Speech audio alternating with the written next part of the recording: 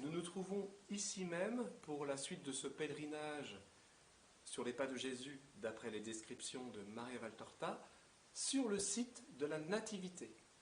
Donc, de nombreuses grottes sont autour de nous et nous sommes dans une grotte qui ressemble fortement à une de celles dans lesquelles Jésus est né. Nous ne pouvons faire une prise de vue à la basilique de la Nativité, alors nous la faisons dans cet endroit.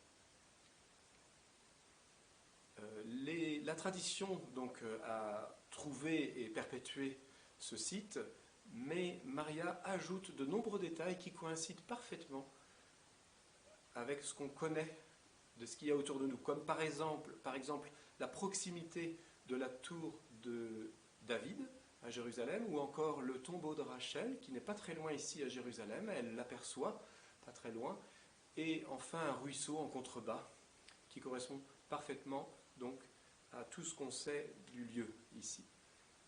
Alors c'est l'occasion pour nous de nous rappeler combien la Sainte Famille est née dans la pauvreté. Souvenez-vous, Maria ajoute aux descriptions que la Sainte Vierge se tient en prière une bonne partie de la nuit, les bras en l'air, les mains tournées vers le ciel. Saint Joseph l'invite à dormir, puis l'imite, il prie avec elle, puis enfin elle se retrouve entourée de lumière, et quand la lumière disparaît, on la voit avec l'enfant Jésus dans les bras.